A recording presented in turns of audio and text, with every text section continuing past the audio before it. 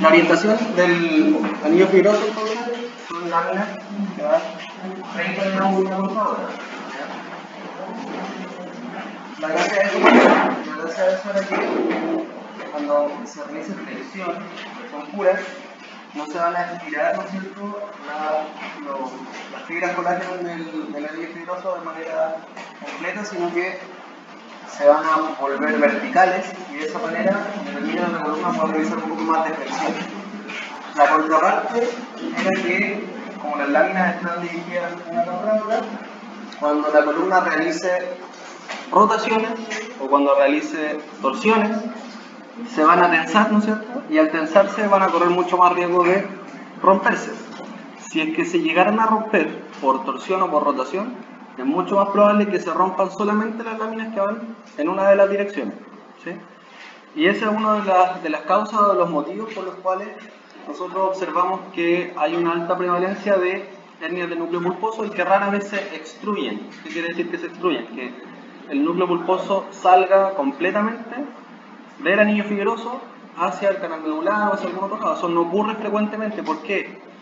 Porque si una persona tiene una lesión por un mecanismo de flexión, rotación o por alguna fuerza combinada que dañe las fibras del anillo fibroso, las fibras colágenas, lo más probable es que dañe solamente las fibras que van en una de las direcciones, no en las dos direcciones, ¿sí? O sea, no podría dañar las que van cruzadas al lado contrario. Por ese motivo es que se forman las hernias, y las hernias rara vez son totalmente, digamos, son completas, se rompen y el núcleo pulposo sale libremente. Por eso queda, o tiende a quedar contenido, porque se rompieron las fibras que van hacia un lado, pero quedaron las fibras que van hacia el lado contrario.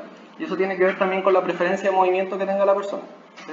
Porque esto por lo general está relacionado con un patrón de inclinación o de inclinación-rotación. Quiere decir que si por ejemplo yo estoy de pie y estoy inclinado con la columna lumbar un poco hacia la izquierda, lo más probable es que se debiliten más las fibras del lado derecho, ya que el lado donde empuja el núcleo pulposo al anillo fibroso. Ahora, como tal, para que haya una lesión, sobre todo a nivel de la columna lumbar, es muy poco probable que ocurra solo por rotación, porque acuérdense que la columna lumbar en neutro no realiza prácticamente rotación, tiene con suerte una rotación total de entre 3 y 5 grados, sumando las 5 vértebras. Entonces lo que tendría que ocurrir para que haya una lesión propiamente tal, es que tendría que haber un movimiento combinado, ¿ya?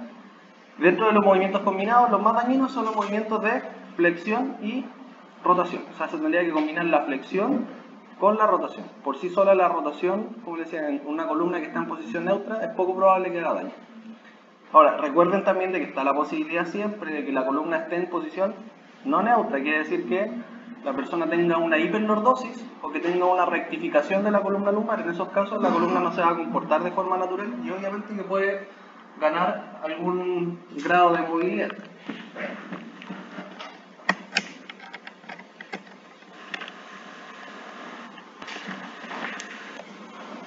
¿Qué es lo que veíamos acá? Entonces, si nosotros juntamos la flexión con la torsión, probablemente es más factible, ¿no es cierto?, que exista daño, porque las fuerzas de torsión son las que van a producir mayor tensión del anillo fibroso.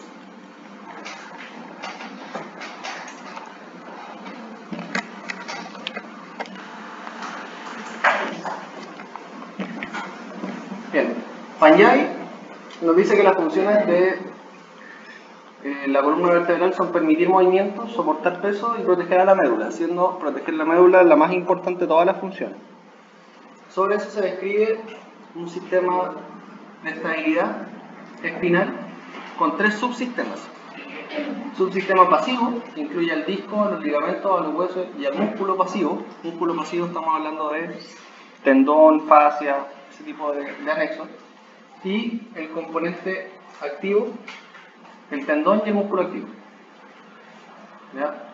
O sea, esto es la parte, según el modelo de Hill, vendría siendo el modelo en paralelo. Y este vendría siendo el modelo en serie. ¿Ya? Y además el componente neural, que es el sistema nervioso y los componentes neurales entre las estructuras pasivas y activas, que son las fibras sensitivas, que pueden ser los órganos tendinosos de Golgi, los corpúsculos de Pacini, las terminales nerviosas libres. Esas se van a encontrar en todas las partes del sistema y también a nivel muscular, ¿no es cierto? Vamos a encontrar al uso neuromuscular. Entonces conecta todo, ¿ya? Por eso es que dice que está entre lo activo y lo pasivo. Entonces el subsistema de control va a ser el sistema nervioso que se va a comunicar con el sistema activo y pasivo a través de todos los órganos sensitivos, todas las fibras nerviosas, terminales nerviosas libres, órganos de Pacini, corpúsculos de Ruffini, órganos tendinosos de Golgi y usos neuromusculares, ¿ya? Y vamos a tener el subsistema pasivo y el subsistema activo, que también se van a comunicar entre sí porque acuérdense que tienen sistemas de regulación compartidos. Por ejemplo, si el músculo se tensa demasiado, va a haber contracción muscular, esa contracción muscular se va a transmitir hacia el tendón va a estimular el órgano tendinoso de Golgi y se va a relajar el músculo, ¿no es cierto? Asimismo, si se tensan las fascias o se tensan los ligamentos o se ve comprimido el disco, se van a ver reflejados esos efectos en el comportamiento del músculo. ¿Ya? Por ejemplo, un músculo que está sometido a compresión normalmente produce que la columna aumente el grado de contracción muscular. ¿Ya? O sea, la columna se comprime, los músculos que van a hacer, se van a colocar más robustos, ¿no es cierto? Se van a hacer más fuertes en contracción para tratar de mantener la estabilidad mecánica de la columna. ¿Ya? Porque lo que quiere el sistema activo es que no se dañe nada del resto del cuerpo. Entonces, para no dañarse, ¿qué es lo que hace? Trata de producir un fenómeno que se llama cocontracción. La cocontracción consiste en una contracción de músculos agonistas y antagonistas al mismo tiempo. En este caso puede ser que se contraigan los inclinadores de un lado, se sumen los flexores y los extensores y de esa manera lo que hacen es que el sistema se vuelva rígido y estable. ¿Ya? Ahora, eso tiene una contraparte que es que a la vez que se genera cocontracción también se va a producir más compresión a nivel de la columna. ¿Sí? Entonces la contracción es buena para mantener la estabilidad y evitar que las vértebras salgan de su posición en un movimiento normal, pero a su vez aumentan el nivel de carga sobre la columna. ¿Ya? Entonces que las columnas que son inestables o que tienen demasiado desgaste, de hecho si uno revisa a esas personas, las evalúa, te vas a dar cuenta que sus columnas nunca están descansando. ¿Ya? Y eso se debe principalmente a lo que estamos viendo acá. El sistema está tratando de mantenerse estable para no producirse daño. Y mientras más probable sea que esa persona se genere daño en la columna o porque el daño ya está instaurado, mayor compromiso del sistema activo va a existir en esa persona. ¿Ya? Si ven a alguien que tiene osteoporosis o una persona que es más bajita, por lo general mujeres, son bajitas, edad avanzada, no estoy hablando de personas jóvenes, ¿ya? Porque la mujer es mucho más frecuente que tengan osteoporosis que el hombre. Toquen la espalda y se van a dar cuenta que la musculatura está bastante rígida. ¿Ya? En la mayoría de los casos pasa eso, y también en las personas que tienen espondilosis, que es la enfermedad degenerativa de la columna vertebral. O sea, la columna, ¿qué hace? Pierde volumen en los discos, y al perder volumen en los discos, la columna ahora deja de producir movimientos angulares y empieza a producir desplazamientos entre vértebras. O sea, quiere decir que la vértebra, en vez de hacer una flexión como un movimiento angular, se desliza hacia adelante y hacia atrás, y eso es dañino. O sea, las vértebras, como ahora no tienen disco, ya no pueden hacer esto. Hacen esto. ¿Qué va a querer hacer esa columna? No va a querer moverse.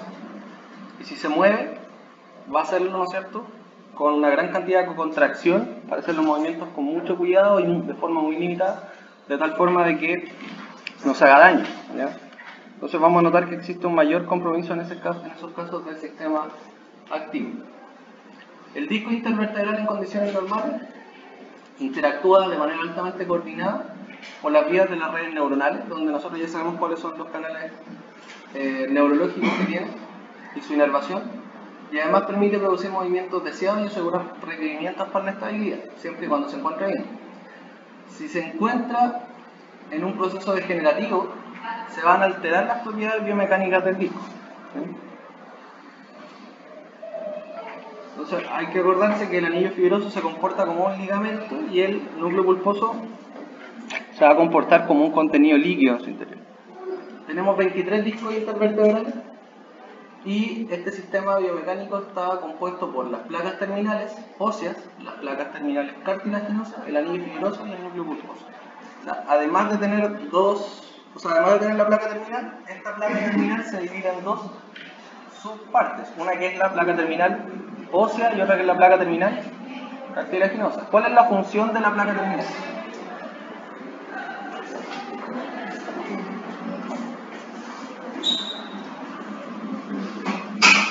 ¿Cuál es la función de la placa terminal?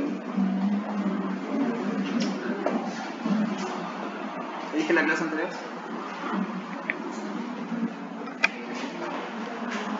¿Quiere?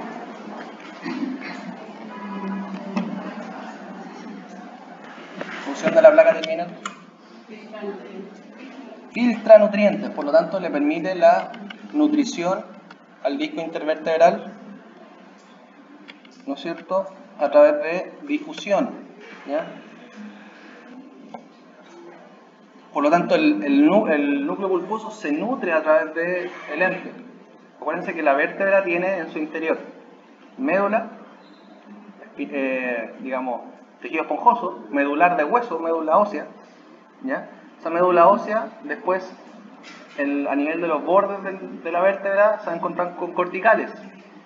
Esas corticales son distintas en la vértebra porque, si bien tiene una cortical, ¿ya?, ósea más o menos típica, la cortical superior y la inferior van a ser, o van a permitir que exista un pequeño paso de vasos sanguíneos hacia los discos intervertebrales superiores e inferiores. Eso es lo que se llama la placa terminal ósea, que es dura. Y después de eso viene una placa terminal que es cartilaginosa, donde una pequeña capita de cartílago va a hacer que esos vasos sanguíneos que entraron por el ente óseo, desde la médula del cuerpo vertebral, filtren contenido de líquido, ¿no es cierto?, hacia el núcleo pulposo, ¿ya? Y de esa manera el núcleo pulposo se mantiene nutrido. De eso podemos desprender que cuando el end plate se daña, vamos a estar en la primera etapa de la patología discal y de los procesos degenerativos del disco. O sea, si el end plate está con daño, el disco no se va a poder nutrir adecuadamente y se va a producir lo que se denomina una discopatía, ¿ya? La discopatía significa enfermedad del disco, ¿ya? Y eso es una causa de degeneración discal, o sea, que el disco pierda su capacidad biomecánica normal porque ya no está adecuadamente nutrido y no va a tener un núcleo pulposo acuoso, líquido, por lo tanto no va a tener un contenido hídrico, ¿ya? Entonces ahí tenemos los dos emplets, ¿ya? No hay que olvidarse nunca del emplate óseo ni cartilaginoso. Además el anillo fibroso que se comportaba como el ligamento y el núcleo pulposo, ¿ya?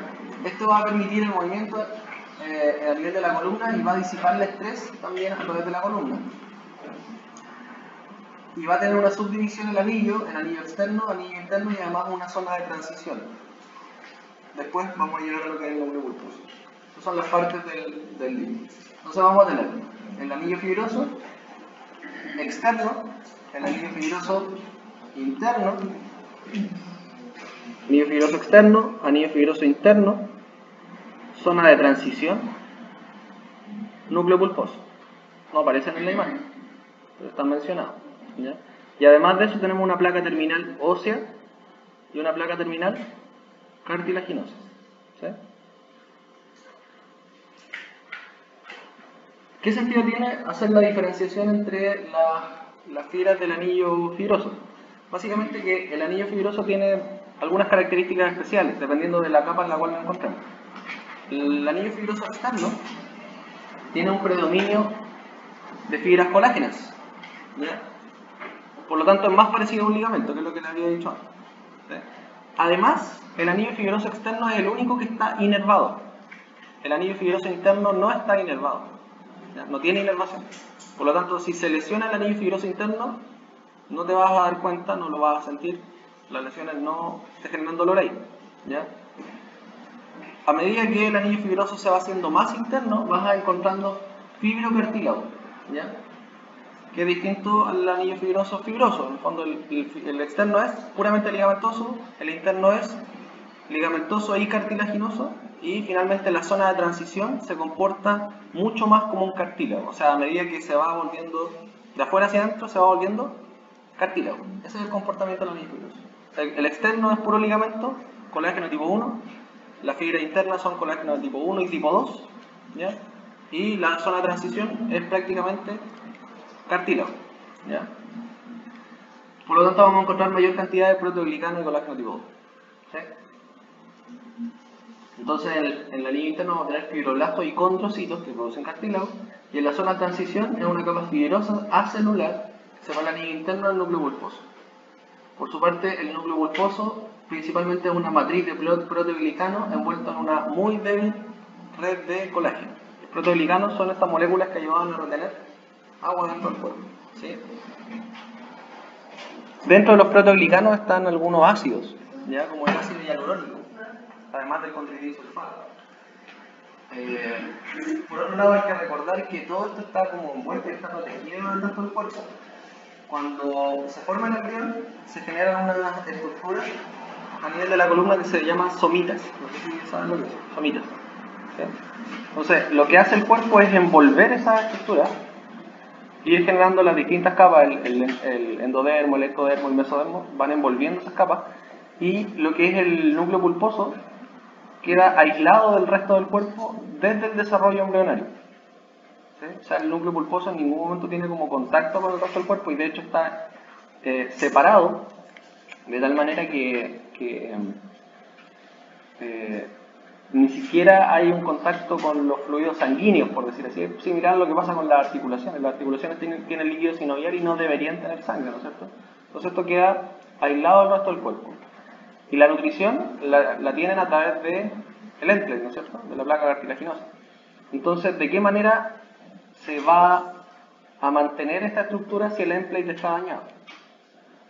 La verdad es que no tiene mucha forma de hacerlo, ¿no es cierto? El único mecanismo que le queda es la glicólisis anaeróbica.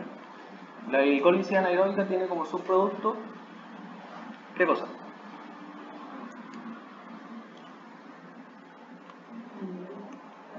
Lactato, ¿sí? Lactato y iones, ¿no es cierto? Entonces, ¿qué es lo que se va a generar? Ácido. ¿Sí? Por ese motivo que cuando el núcleo pulposo se degenera o se daña, se genera una discopatía, el núcleo pulposo se empieza a volver ácido, ¿sí? Y ese ácido se contiene en el anillo fibroso, está dentro del núcleo pulposo y no sale, ¿ya? Entonces vamos a tener colágeno tipo 2, una matriz de colágeno proteoglicano a nivel del núcleo pulposo. Vamos a tener enlaces cruzados que le van a brindar fuerza tensil. Los proteoglicanos le dan rigidez estructural, ¿no es cierto? Le permiten la compresión y la viscoelasticidad. Esto es el agua, en otras palabras. Y el colágeno es el 60% del peso seco del anillo fibroso, con más abundancia del tipo 1. El núcleo pulposo procede un 20% de colágeno, y en mayor porcentaje es colágeno de tipo 2, que es más parecido al del cartílago. Los proteoglicanos son el 50% del peso seco del núcleo pulposo, y con el envejecimiento disminuyen los proteoglicanos y el núcleo pulposo va disminuyendo la capacidad hídrica, que compromete las propiedades estructurales del hígado. Lo mismo que le sucede a la piel, lo mismo que le sucede a todo el resto del cuerpo. Nos vamos secando, ¿sí? Por eso que la piel se arruga. La piel se arruga porque se seca, ¿no es cierto? Por eso salen arrugas. La piel es distinta, ¿no es cierto? Tiene menos turgencia. La piel de un adulto mayor es mucho más delgada que la piel de una persona joven, ¿sí? Eso es porque tiene menos agua. Lo que le da resistencia estructural, volumen, es el agua, en este caso el volumen de proteoglicanos, ¿ya? Y esto se va perdiendo con la edad, por lo tanto se puede entender hasta cierto punto de esto que la degeneración discal vendría siendo casi parte del proceso de envejecimiento natural de las personas, ¿ya? En ese sentido hay que tener más o menos clara la noción de que a los 50 años aprox, entre el 50 y el 60% de las personas va a tener degeneración discal, va a tener discopatías, y no solo en un nivel de la columna, sino que en varios niveles de la columna. Cerca de los 60 años, aproximadamente el 80% de las personas va a tener discopatía, y como les digo, normalmente se da incluso en más de un nivel de columna. ¿Por qué? Porque es parte del proceso de desgaste natural del cuerpo que está asociado a la pérdida de proteoglicano y a la deshidratación que van sufriendo los tejidos musculoesqueléticos, tal cual como ocurre, por ejemplo, con los cartílagos costales, que también se van sacando, ¿no es cierto? Pierden movilidad y se vuelven más rígidos. Y la piel, que también pierde agua, ¿no es cierto? Y se va sacando. Entonces, el Lempleg tiene un componente óseo cartilaginoso y adyacente al Lempleg existen capilares vasos sanguíneos, los cuales son la principal fuente de intercambio nutrientes hacia el disco. Eso es lo que le había explicado antes. Ahí hay una imagen del Lempleg cartilaginoso y óseo. No se nota mucho, pero más o menos para que se hagan una idea.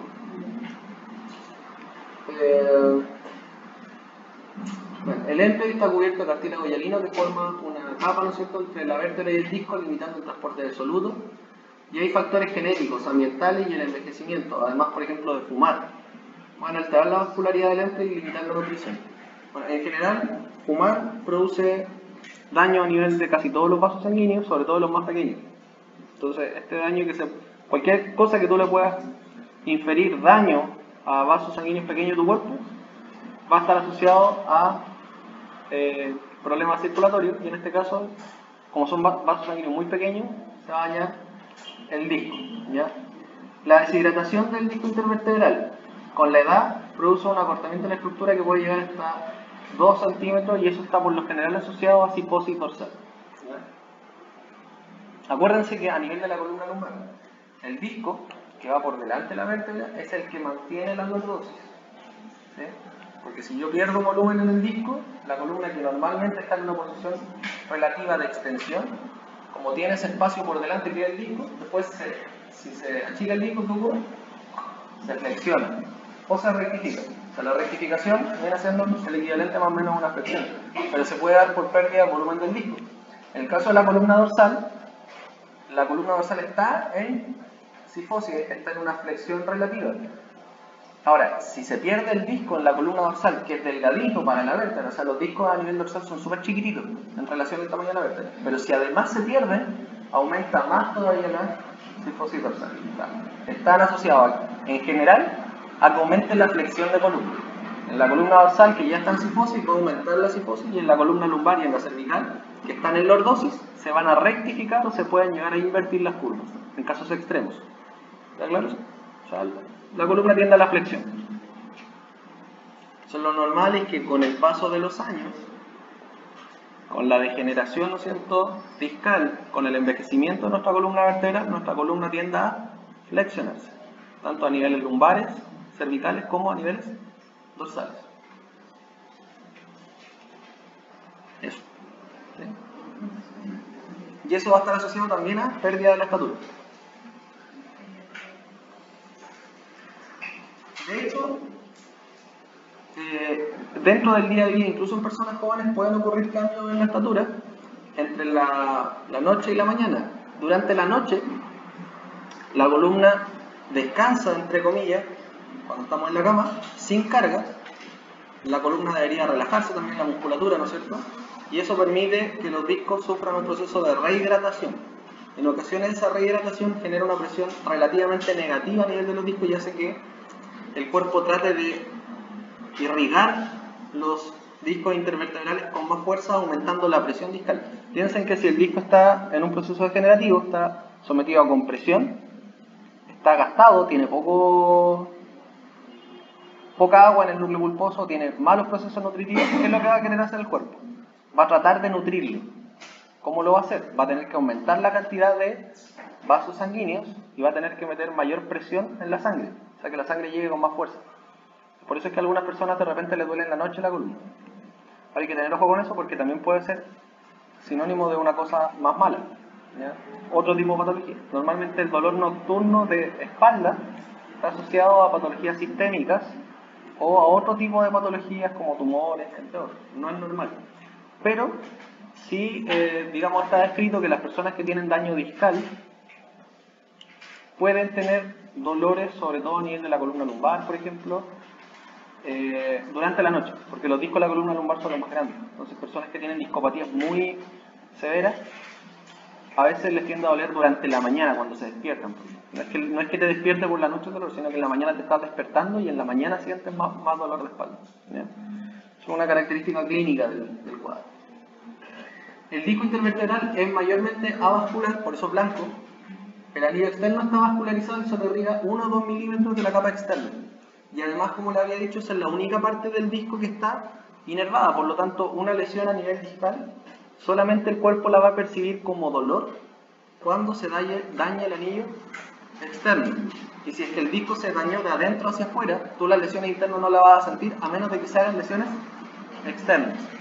Y además de eso, también te pueden doler los vasos sanguíneos del anillo externo. ¿Ya? Ahí puede venir ese dolor que les digo que también puede tener un carácter de tipo vascular, sobre todo los vasos sanguíneos de la parte posterior del disco intervertebral, que se llama el plexo de Watson, que es una zona de la columna que está llena de capilares sanguíneos que discurren por delante de las meninges y por detrás del disco intervertebral, o sea, van pegaditos al ligamento vertebral común posterior. Esa parte está llena de vasos sanguíneos. ¿Ya? La capacidad de difusión en discos sanos está limitada, pero mucho más limitada con la degeneración discal, y la difusión simple es el único mecanismo importante en el transporte molecular. Entonces, si tenemos difusión simple como un mecanismo, lo único que nos ayuda es la tensión de los solutos, que sabemos que se da por presión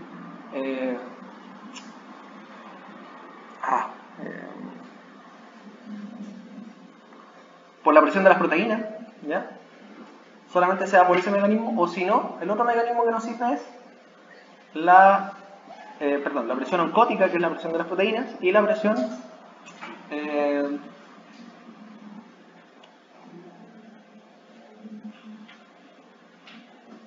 hidrodinámica. ¿Ya? ¿Qué quiere decir eso? Que la forma de nutrir a un disco a través del aumento de la disminución de la presión depende de la capacidad que tenga ese disco de generar en algún momento carga y en otro momento relajación. Si el disco en algún momento no se carga o no se relaja, no se va a nutrir. Por lo tanto, esto está muy asociado con el movimiento. Si el disco no se mueve, es muy probable que no se pueda nutrir de buena manera. Si está sometido a demasiada carga, es muy probable que pierda volumen y se deshidrate. ¿Sí? Por eso es que hoy en día se ha estudiado bastante este tema y, por ejemplo, las personas que pasan demasiado tiempo en cama, estudiaban casos, por ejemplo, así de personas que han estado en la UTI o en la UCI, que están hospitalizados, que están inmóviles con ventilador mecánico, normalmente tienden a desarrollar discopatía por falta de movimiento. ¿Entiendes? Asimismo, las personas que ya tienen discopatía se dañan más si se mueven menos. Y hay algunos estudios bastante prometedores que dicen que las personas que realizan movimientos en la columna tienden a tener menos daño o a regenerar el daño que tienen en su columna, o sea, a disminuir la discopatía siempre y cuando realicen movimientos e incluso carga. Incluso carga. Eso quiere decir que si, por ejemplo, yo tengo un problema en mi columna, entre comillas, desgaste, el hecho de levantar peso no sería tan malo como, ¿no es cierto?, como podrían hacer ver, que si levanto peso me voy a dañar más, porque no. Siempre y cuando eso sea de forma controlada. ¿Sí? O sea, si es controlado, permite que el cuerpo realice a través de estos cambios de presión, intercambio de solutos a nivel de los discos, eso mantiene la nutrición de la columna. ¿Ya? De hecho, las personas que corren tienden a tener menor proporción de discopatías y también generan menos clínica y menos dolor que las personas que tienen trabajo estático o sedentario. O en general las personas que hacen deporte, es muy poco probable que generen daño, por lo menos a nivel discal, descontando lesiones estructurales como podrían ser lesiones de vértebra. Estoy hablando solamente de lesiones de disco, incluso en hernias. ¿Ya? Cuando existe una hernia en el núcleo pulposo, mientras más grande la hernia, más probable es que la hernia desaparezca con el tiempo. ¿Sí? Cuando las hernias son pequeñas es más difícil que desaparezca. Entonces eso también da cuenta un poco de que el cuerpo tiene la capacidad de producir también algunos fenómenos de adaptación de la columna dependiendo del daño que recibe o de las cargas que va a recibir. ¿Ya? En la mayoría de los casos lo que se recomienda es que se mantenga en movilidad. Lo importante es que se mantenga móvil. Si no se mantiene móvil, ¿qué va a pasar? No se va a nutrir y se va a desgastar. Lo mismo pasa si mantienes posiciones estáticas. Si yo me quedo todo el día sentado, estoy acá todo el día, mi espalda no se está moviendo, pero además de eso está en flexión. Ahora estoy, incluso si me trato de sentar bien en la silla, voy a quedar en flexión. No estoy en una posición neutra. Voy a quedar en flexión, voy a quedar en estático, y ahí ¿qué es lo que está ocurriendo? El peso de mi cuerpo carga de a poquito, de a poquito, de a poquito contra los discos, haciendo presión, sin permitir el movimiento, por lo tanto no hay intercambio absoluto. Lo único que está ocurriendo es que el disco está perdiendo agua. Pierde agua, pierde agua. Entonces paso 8 horas del día sentado, después cuando me quiera levantar me va a doler. Voy a sentir como una pesadez, y eso probablemente se deba a que el disco durante el día se deshidrató. Entonces llego a la casa, me acuesto, y ¿qué va a tratar de hacer el cuerpo? Meterle agua al disco. Y al día siguiente va a volver a lo mismo. Entonces va a empezar con el tiempo a perder altura y va a empezar a ponerse discopático. ¿Sí o no? Bastante lógico. Entonces lo que más daño le hace a los discos es las posiciones mantenidas y la falta de movimiento, ¿ya? Obviamente que si alguien hace una carga demasiado grande, yo tomo un peso que mi cuerpo no está preparado para levantar, también se va a dañar, ¿no es cierto? Y también si hago un movimiento, porque acuérdense que la carga como tal, si la columna la puede soportar, hasta cierto punto no es tanto problema. Pero lo que daña al anillo fibroso son los movimientos, porque el anillo fibroso se comporta como un ligamento. Entonces cuando yo me muevo demasiado y a eso le agrego carga, ahí es más probable que me dañe el anillo fibroso. ¿Se entiende? ¿Sí? Ahora, obviamente si el disco con el paso del tiempo vamos a hacer el ejemplo del chaleco que queda grande. Si tengo el disco, ¿no es cierto?, es de este tamaño, pero con el paso del tiempo yo paso todo el día sentado, 8 horas sentado, me quedo todo el día sentado y hago poca actividad física, ¿no es cierto? Aunque no me mueva mucho, probablemente si no me muevo mucho no se debería dañar mi anillo fibroso, supuestamente, ¿no es cierto? Supuestamente. Pero si yo me quedo todo el día sentado, hago presión, va a empezar a ocurrir esto. Voy a empezar a aplastar, piensen que hasta aquí llega el anillo fibroso, se hace más chico ahora. ¿Qué está ocurriendo con los ligamentos? ¿Eran así? Ahora empiezan a quedar flojos, empieza a quedar grande el chaleco, ¿ya? Esto, ¿no es cierto?, que nosotros vamos a ver en los discos, se generan como unas bolsitas por alrededor y es porque el anillo fibroso empieza a quedarle grande al disco. ¿Sí? Cuando el disco pierde altura. ¿Ya? Entonces, en esos fenómenos también se pueden producir hernias, o aparecer hernias, o lo que se denominan protrusiones, que en el fondo son abultamientos del disco hacia el lado.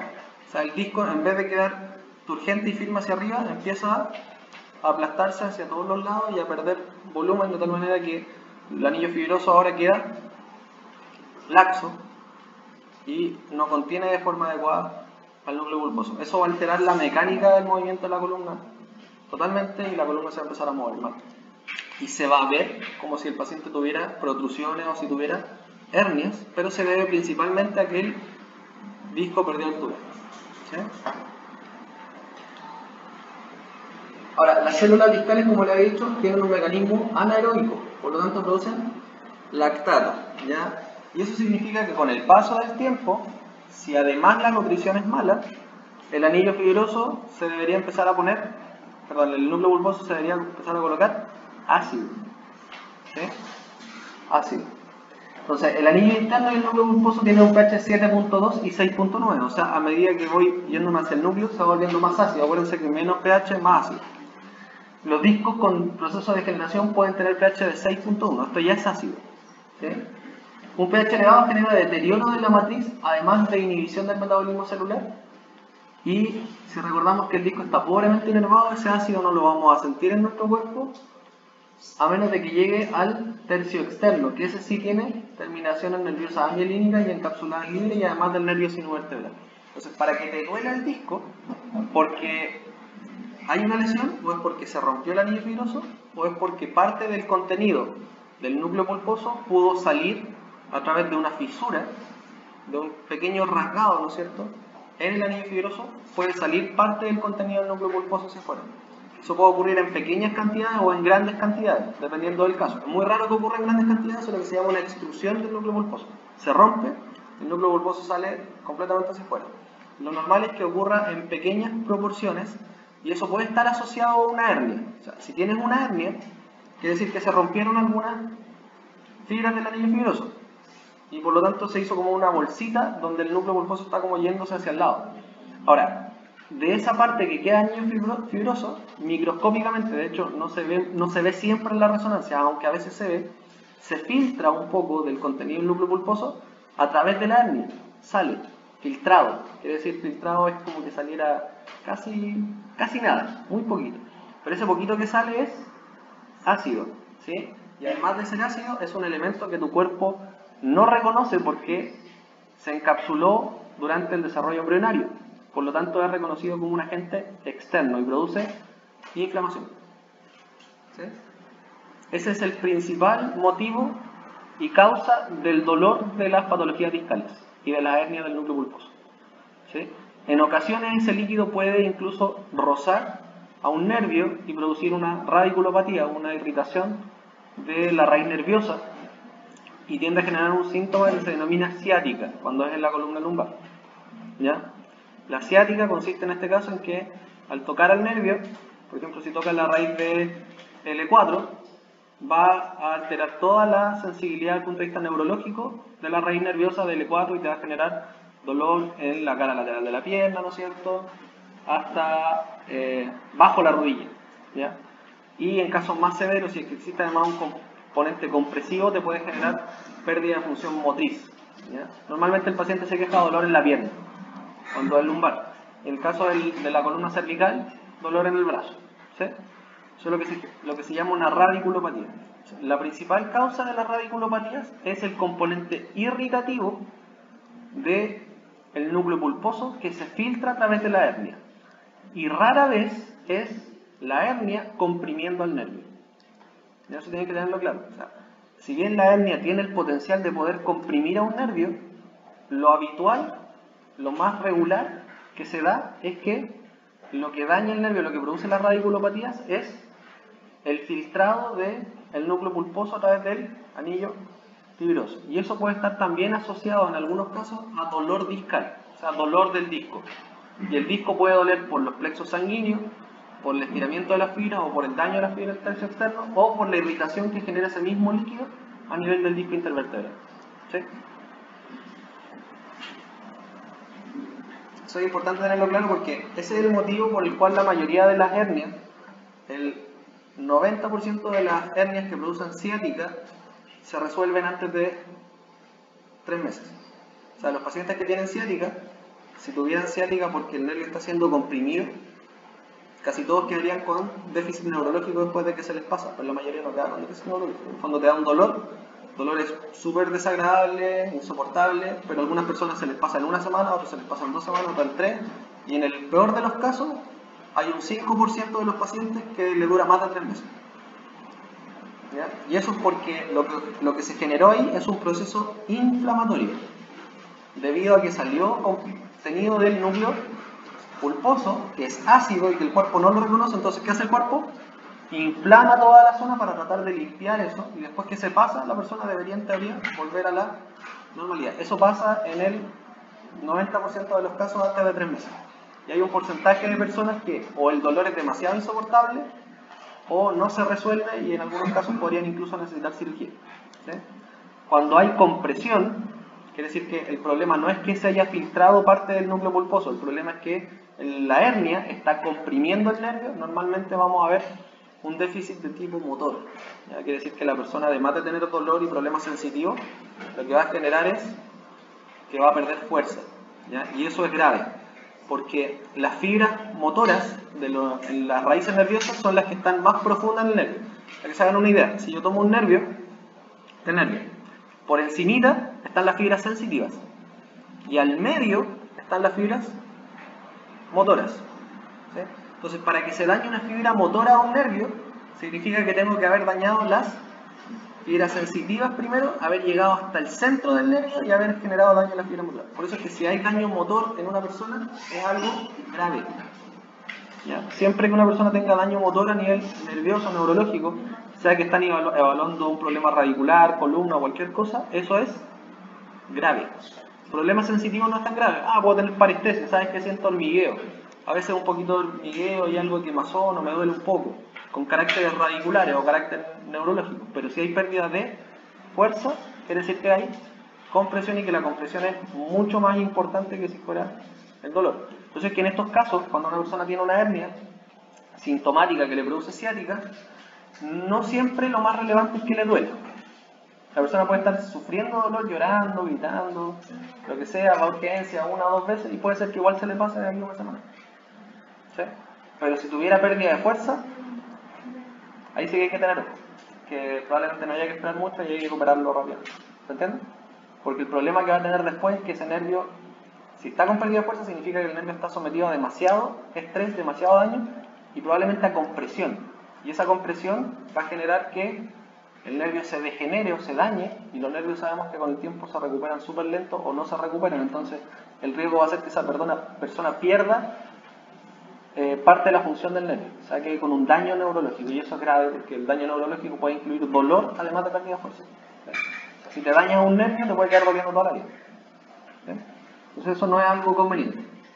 Y hay que recordar que a nivel sensorial tenemos el nervio sinovertebral de Luschka, ¿no es cierto?, que proviene del ramo ventral, y además de la inervación sensorial a nivel facetario. ¿Ya? Entonces, si una persona tiene patología discal, tiene una hernia o cualquiera de esas cosas, lo más probable es que el sensor a nivel corporal sea el nervio sinovertebral.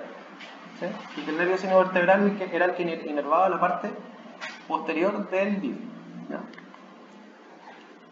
El DIV resiste fuerza significativa en postura erguida, son más grandes, ¿no es cierto?, que el tejido óseo alrededor, y con fracturas también pueden haber, ¿no es cierto?, antes de erupciones del disco. O sea, mucho más probable que se fracture incluso la columna antes que el disco. Disipa cargas convirtiendo las fracturas, las fuerzas compresivas en estrés tensivo, y eso se transmite a través del anillo fibroso. O sea que cuando tengo compresión, el núcleo pulposo se va hacia los lados y ¿qué hace? Genera ahora el estrés, lo genera sobre el anillo fibroso, y a través de la compresión hidrostática, ¿no es cierto?, se genera movimiento de fluido en el disco. Entonces ahí tenemos ese fenómeno que le decía yo. Si se comprime el disco, que debería tener más o menos 12 milímetros, vamos a tener una pérdida de altura, y eso genera un abultamiento de los ligamentos en las regiones laterales. Parte de ese abultamiento, ¿no es cierto?, se da porque estos quedan más flojos, por decir así, van quedando más flojitos estos ligamentos, el vertebral común anterior y posterior, pero por otro lado, a nivel del disco intervertebral, este fenómeno, ¿no es cierto?, de tensión hace que ahora la fuerza se transmita a través del anillo fibroso. Por eso es que se dobla el anillo fibroso y se está estirando hacia el lado. Y eso es estrés sobre el anillo fibroso. Por lo tanto, también le puede generar daño. Si a eso tú le sumas, además, movimiento, que puede ser flexión o rotación, es mucho más probable también de que se dañe. Entonces, si nosotros vemos algo como esto, probablemente sabemos que esa columna está sometida a fenómenos de compresión y que puede ser mantenido en el tiempo. ¿Ya?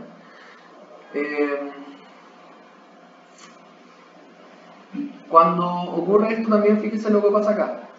Tenemos que la faceta va a generar el mismo fenómeno que el disco y se va a abultar el ligamento y va a perder su capacidad de dirigir el movimiento. ¿Cuál es la función del ligamento? Lo vimos en la primera unidad. ¿Cómo? Guiar el movimiento, ¿no es cierto? Guiar el movimiento normal y restringir el movimiento excesivo. Entonces, si esto está, como lo vemos acá, floppy, quiere decir, ¿no es cierto?, no está tenso, ese ligamento no está adecuadamente estirado, no puede guiar el movimiento normal y tampoco puede limitar el movimiento excesivo. Por lo tanto, aquí lo que va a haber es movimiento anormal y movimiento excesivo. Si nosotros perdemos volumen en el disco, como les había dicho, lo que va a ocurrir en esta vértebra es que ahora los movimientos van a ser de traslación. O sea, en vez de hacer esto, porque están tensos los componentes del anillo fibroso y de las facetas, lo que hace la vértebra es ahora traslación. Y la traslación en este caso se convierte en fuerza de cizalla. Y la cizalla genera daño, ¿no es cierto? El anillo externo convierte la carga compresiva en estrés circular y disipativo y el anillo interno actúa como un absorbente de choque. En la degeneración discal, la presión turgente del núcleo pulposo disminuye e incrementa la rigidez del anillo fibroso, resultando en una pobre disipación de carga y elevadas transferencias de estrés a nivel de los elementos óseos. ¿Qué quiere decir eso? Fíjense lo que está pasando acá. Al comprimirse el disco, las cargas se disipan hacia el anillo fibroso, hacia los lados, ¿no es cierto? El problema es que llega un punto en el cual, si esto se abulta demasiado hacia los lados, el nivel de carga que puede transmitirse a través de la vértebra se va a alterar y ahora lo que va a ocurrir es que se va a transmitir más fuerza sobre la columna. ¿Ya? Se va a tener que transmitir más fuerza sobre la columna porque no le va a quedar ninguna otra opción a la columna. Y además de eso, la faceta, que antes estaba en tensión, podía transmitir la fuerza a través de los ligamentos, ya no transmite la fuerza a través de los ligamentos porque los ligamentos están floppy, están relajados, ¿no es cierto? Por lo tanto, la transmite a través del hueso. ¿Sí? Y eso va a empezar a generar con el paso del tiempo sobrecarga a nivel óseo. ¿Sí? ¿Qué ocurría con el hueso del cuerpo vertebral? ¿Qué puede ocurrir ahí? ¿Cuál es más fuerte? ¿Este hueso de acá o este hueso de acá? ¿Cuál de los dos es más fuerte?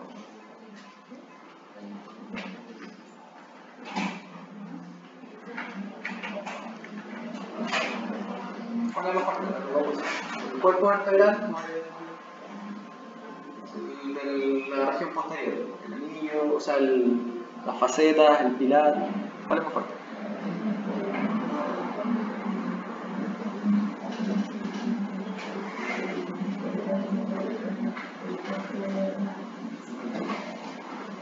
Es más fuerte el del pilar, ¿ya?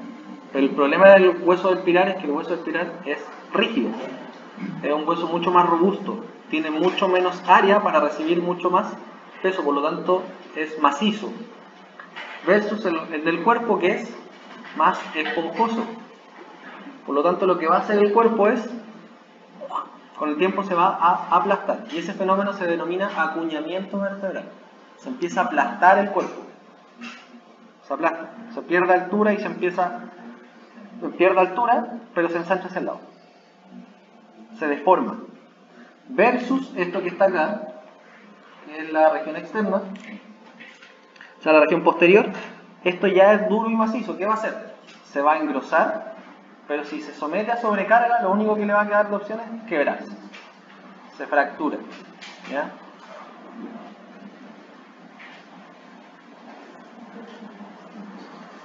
Las cargas patológicas en la columna generan degeneración del DIP y las cargas torsionales llevan a cambios degenerativos tempranos. Además cambian el volumen del núcleo pulposo y generan liberación de péptidos adyacentes al ganglio de la raíz dorsal. Que es lo que le decía yo, se puede filtrar, ¿no es cierto?, parte del contenido. Cargas aplicadas estáticamente son más propensas a la degeneración cuando se comparan con cargas cíclicas. ¿Qué es peor? Estar en carga quieto. Eso es peor que estar sometido a cargas cíclicas. Por ejemplo, caminar no es dañino para la columna, o no es tan dañino para la columna como estar sentado todo el día o quedarme de pie quieto durante todo el día. Eso es más dañino que si estuviera en movimiento. Y las cargas de alta frecuencia y alta intensidad incrementan la síntesis de colágeno, o sea, hacen que el disco se vuelva más fuerte. ¿Ya? Entonces, igual que los músculos, igual que el resto del cuerpo, si yo lo cargo, ¿qué pasa? Se hace fuerte. ¿Sí? Ahora, el problema es que lo cargue y no le dé la opción de adaptarse, que sería una carga estática. En ese caso no se hace más fuerte, porque además no puede nutrirse. ¿Se entiende, no? Por eso es que uno se puede pensar, oye, hay una chica que era chilena que ganó medalla de oro levantando peso, ¿no es cierto? Si fuera por levantar peso y levantar peso fuera dañino, lo que hace ella sería imposible, ¿sí o no? O sea, el problema no es levantar peso, el problema es que algunas personas no están preparadas para levantar peso. Pero per se, levantar peso no necesariamente va a hacer que su columna se dañe. De hecho, lo más probable es que ella tenga unos discos tremendamente robustos y fuertes y una columna que sea robusta y fuerte y que sea capaz de soportar todo ese peso. Por algo lo hace, ¿sí o no? Incluso son niveles de carga. Entonces, en cierta medida, el cargar peso de manera cíclica, con movimiento, en cargas de alta intensidad pero fuerte, va a hacer que tu columna se haga más fuerte. Y eso tiene que ir acompañado no solo de un elemento estructural que es el núcleo pulposo, el disco y la vértebra, sino que también va acompañado de la función muscular, que ayuda a disipar esa sobrecarga de peso. ¿Sí? ¿Queda claro eso? Es una persona que, por ejemplo, sale a trotar todos los días. Está todo el día con su columna en movimiento, recibiendo pequeñas cargas cíclicas, pero sus músculos están además en actividad. La columna hace pequeños movimientos de torsión. Aumenta la irrigación de la columna porque está haciendo actividad física. O sea, los músculos se llenan de sangre, bombean sangre, la columna se llena de sangre, bombea sangre, está recibiendo carga. Esa columna va a ser mucho más fuerte que el de una persona que no hace nada. Si ustedes pasan una semana en cama, sus vértebras y sus discos pueden llegar a perder entre un 30 y un 40% de resistencia a la carga. Entonces, no es extraño que una persona que haya pasado mucho rato en cama o haya estado mucho rato quieta, después se empieza a mover y se lesiona o le duele la espalda. ¿Se entiende? Por eso es que pasar 2 días en cama también duele, porque cuando pasas 2 días en cama, tu columna se empieza a estirar, porque el colchón no se acomoda perfectamente a nuestras columnas. Se estira o genera tensión a nivel del anillo fibroso y te va a doler después de moverte. ¿Una columna sin músculo cuánto peso podemos? 20% de que debería soportar con músculo, o menos. O sea, si tú, por ejemplo, pesas 70 kilos, tu columna debería aguantar, por ejemplo, a nivel, no sé, por lo menos 30 kilos directo sobre ese segmento. Si no tuviera músculo, eso aguantaría con suerte 1 kilo. 1 kilo, 2 kilos máximo. Panjabi dice que es el 20%. O sea, si tú le sacas todos los músculos de la columna y dejas solo los ligamentos y los huesos, y le colocas peso de arriba hacia abajo, con suerte resiste el 20% de la carga. En una columna normal. ¿Se entiende? ¿No? O sea, al final los músculos son esenciales en eso. Basta, como les digo, si ustedes un día, no sé, pues, van caminando por la calle y toman una bolsa. Tomas la bolsa, te tocan la espalda y te das cuenta que los músculos de la espalda se ponen duros. Tomas 2 bolsas, se ponen más duros. Levantas peso, más duro. Porque cuando la columna recibe compresión y soporta carga, los músculos disipan la carga en distintas direcciones de tal manera que esa fuerza compresiva se convierta en fuerzas tensiles y además aseguran de que el movimiento no te genere daño. Porque si el disco está sometido a compresión, la columna no va a querer hacer traslaciones. O sea, menos movimiento tiene. Hay un comportamiento que está descrito por la columna. Dice que la columna sometida a cargas debe volverse más rígida. ¿Sí? O sea, mientras más peso está recibiendo, más rígida tiene que ser. No puede ser móvil con peso, porque si es móvil con peso se daña. Entonces, a mayor carga de columna, mayor rigidez. Y la rigidez está mediada por los músculos. Entonces los músculos lo que hacen es tensar en todas las direcciones y de esa manera disipan la carga. Pero como dices tú, sin músculo es un 20%. Entonces, ahora, eso en columna sana. Pero como les decía yo, piensen además que el disco se debilita si es que no lo sometes a carga. Y los huesos también se debilitan si no los sometes a carga. ¿Sí? Entonces, en ese sentido, una persona que realiza cargas sobre la columna probablemente va a tener discos y vértebras más fuertes. Además de que debería tener eso acompañado de músculos fuertes. ¿Cuál es la mejor carga? Una carga de intensidad moderada, ojalá, de carácter cíclico, no cargas estáticas. Las cargas estáticas no nos ayudan en la columna. ¿Sí? Moverse, trotar, hacer pesas, de repente. Incluso hay estudios ahora que dicen que las personas que hacen levantamiento de peso pueden sanar una discopatía. Eso, como les digo, todavía está ahí como en verse, pero es la tendencia actual. ¿Ya? Y tenemos esto es lo último, la distribución de carga en la postura erecta, que es lo normal. Nosotros deberíamos tener que, a nivel del cuerpo vertebral, se debe transmitir 44% de la carga del peso de la columna, ¿no es cierto? El otro 48% se transmite a través del pilar y el 8% se transmite a través de la región posterior de la columna. ¿Ya? Por lo tanto, cuando hay una degeneración discal, o sea, el disco se daña, la transferencia de carga va a disminuir en la región anterior y se va a empezar a trasladar hacia la región posterior, hacia la faceta, hacia la apófisis espinosa. ¿Ya? Y eso va a hacer que, a causa de patología discal, finalmente tengamos patología articular, facetaria. ¿Ya? O sea, se va a sobrecargar y eso va a terminar produciendo artrosis a nivel de la faceta, ¿ya? Que es un cuadro totalmente distinto. Obviamente que si el disco no lo puede aguantar, también se va a generar un estrés mecánico con adaptaciones de la forma de los cuerpos vertebrales y de los discos, que van a ir generando cambios adaptativos para reducir los niveles de estrés, ¿ya? Pero esto es lo normal, 44, 48 y 8%. Este 8 va dirigido principalmente a las regiones posteriores, porque incluso pueden llegar a casos en los cuales una persona con una discopatía muy severa genere acá inflamación entre la apófisis espinosa del lumbar, porque la apófisis espinosa se pegan unas con otras, se empiezan a golpear la apófisis espinosa y piensan que ahí entre medio debería haber músculo. Entonces, chocan y se produce un bad loop, que se llama, un bad loop es una inflamación entre la apófisis espinosa y la persona le dice, ¿sabes qué? Me duele acá atrás. Ah, ¿por qué le duele acá atrás? Porque están chocando la apófisis espinosa al punto que se llegan a inflamar porque están soportando carga en la apófisis espinosa.